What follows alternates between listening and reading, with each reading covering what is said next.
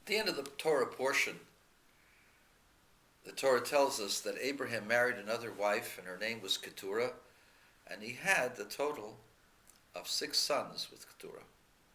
Rashi tells us that Keturah was none other than Hagar,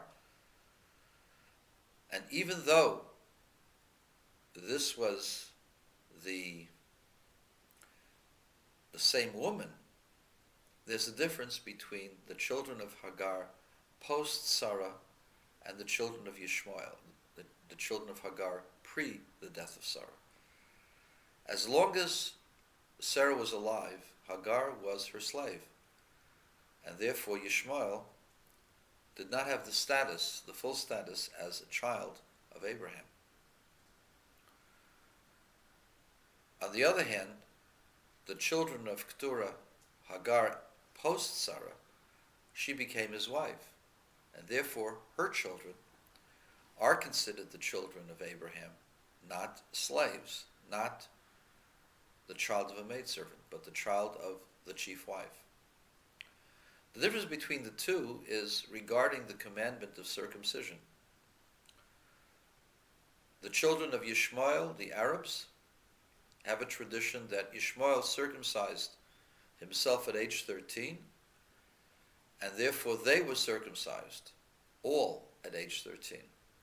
This did not come as a result of Islam, of Muhammad's acceptance of the Torah, because the custom of Arabs to circumcise their boys at age 13 predated Muhammad by a great long time. We don't know how long, maybe 1,000, maybe 2,000 years.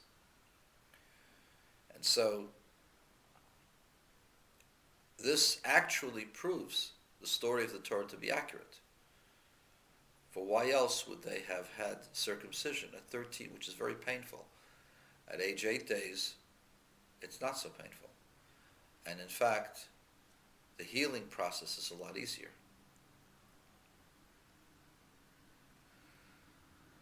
But there's another point here. The children of Keturah are obligated to circumcise themselves at age 8 days, just like the children of Isaac. And the children of Esav are also obligated to circumcise their children at 8 days old. And this includes the people who lived in the south, including the nomadic tribes, the south and the east of Israel, present-day Israel, and many of the tribes that were directly to the east in Transjordan and further on east, those tribes in the northern part of the Arabian Peninsula. Those tribes are the children of Keturah, and they have the obligation of circumcising to 8 days. So there are 2 types of Arabs, quote-unquote Arabs. There are those who really should circumcise at 8 days, and those who circumcise at 13. The question is, why did Abraham marry again?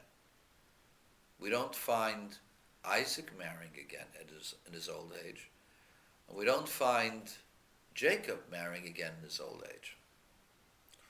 Why was it necessary for Abraham to marry another woman? It wasn't out of sexual passion. At that point, he was 140 years old.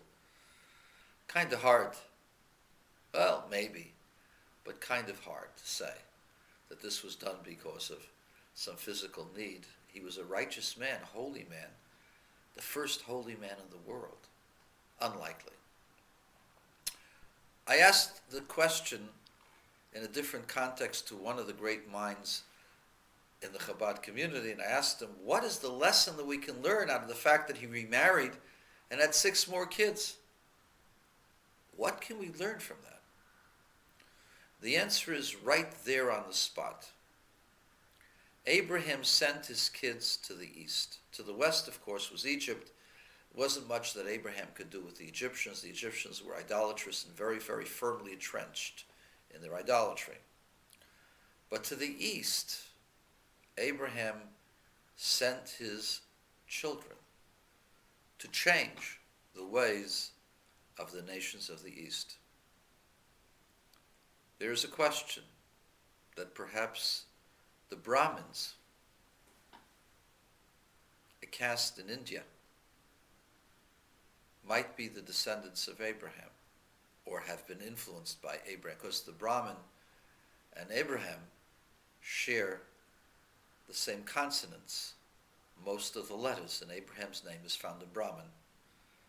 Different order, but very similar. This is the theory. Abraham sent his children to the east to change the nations of the world to believe in a single God. In order to do so, he was too old to do so himself. He had to have shluchim, emissaries. Emissaries whom he could trust would not alter the message. At that point, the only people he could trust, because he saw that the people that he had converted, many of them changed their ways back, and were going to change their ways back.